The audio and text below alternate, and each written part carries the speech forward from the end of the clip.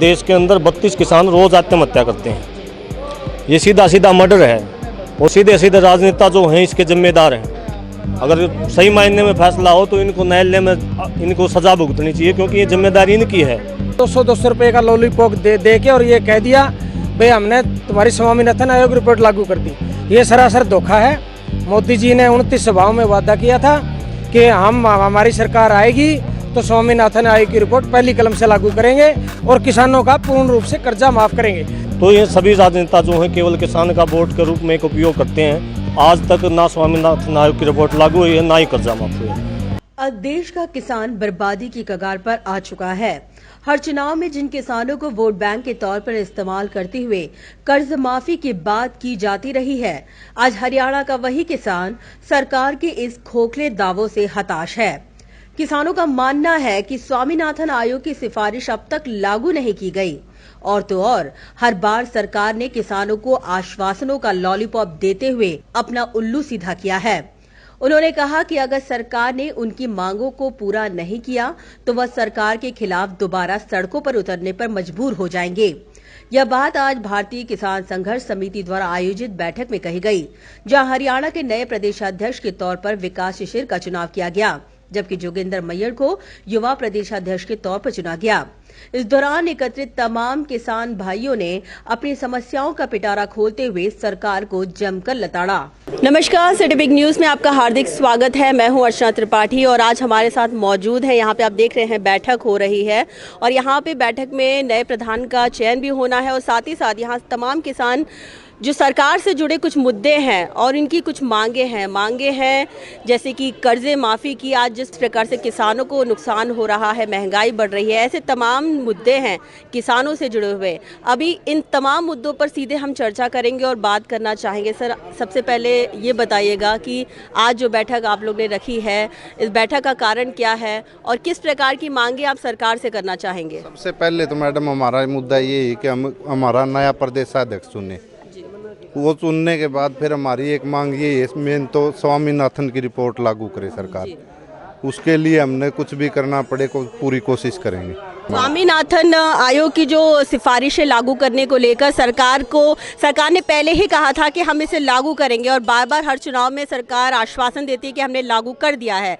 तो क्या वास्तविकता में ये लागू हुआ है क्या, कि सरकार बस लीपा पोती करने का काम कर रही है? देखिए, ऐसा है कि ना तो कांग्रेस सरकार का टाइम भी एक कमेटी का गठन हुआ, 2006 में एक कमेटी पेश की गई थी। उसके बाद ना तो कभी कांग्रेस ने लागू की और ना ही बीजेपी ने लागू की, बल्कि किसानों के साथ एक बहुत बड़ा धोखा किया जा रहा है। 2014 के अंदर गेहूं की लागत 1400 रुपये निकाले थे, लेकिन 2019 के अंदर इन्हें निकाल दी 1200 रुपये। क्या लागत कम होगी? महंगाई तो दिन प्रतिदिन बढ़ रही है, किसान का खर्चा बढ़ रहा है, लेकिन सरकार लागत घटा रही है।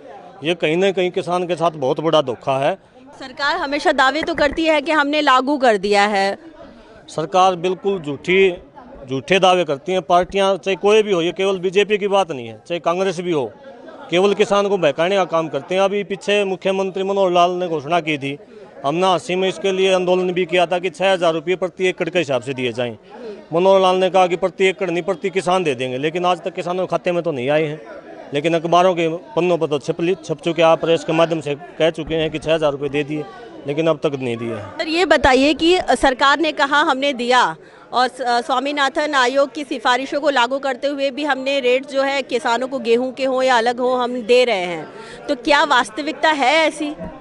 ऐसी कोई वास्तविकता नहीं है जी।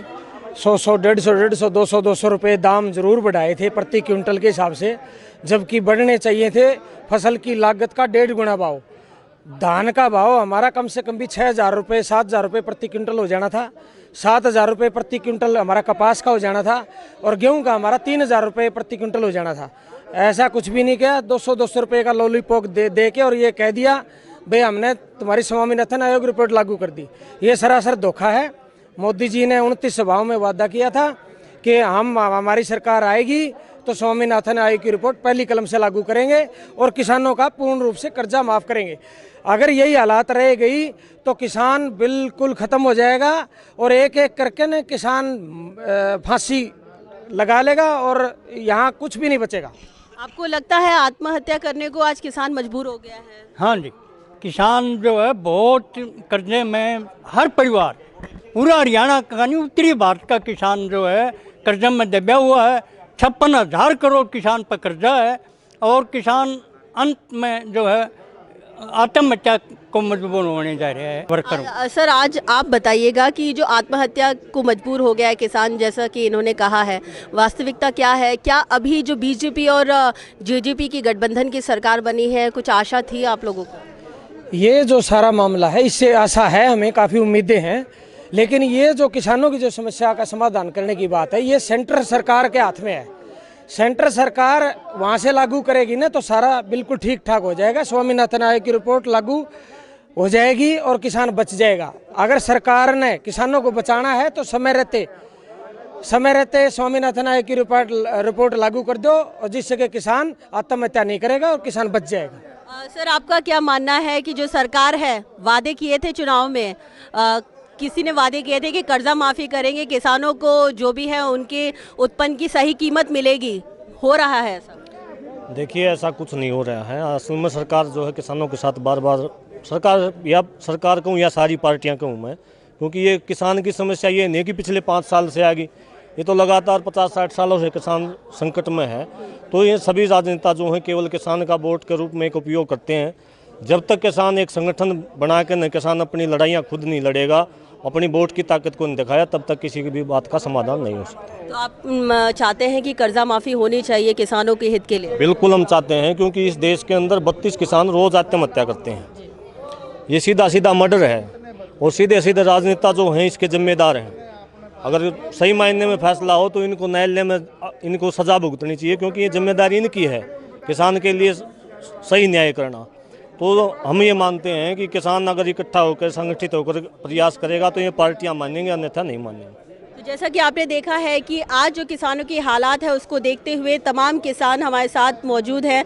वो मांग यही कर रहे हैं कि आज आत्महत्या करने को किसान मजबूर हो गया है और सरकार को ये चेता रहे हैं उन्हें कर्जा माफ़ी और साथ ही साथ स्वामीनाथन आयोग की सिफारिशों को लागू करना, वो भी गंभीरता से लागू करना बेहद ज़रूरी है। अब देखने वाली बात ये होगी कि बीजेपी सरकार, जिन्होंने चुनाव के दौरान बहुत बड़े बड़े वादे किए थे, किसानों को वोट बैंक के तौर पर इस्तेमाल किया था, अब जाकर क्या वो अपने इन वादों को गंभीरता से निभाती है? कैमरा पर्सन भारती के साथ अर्चना त्रिपाठी, सिटी बिग न्यूज़।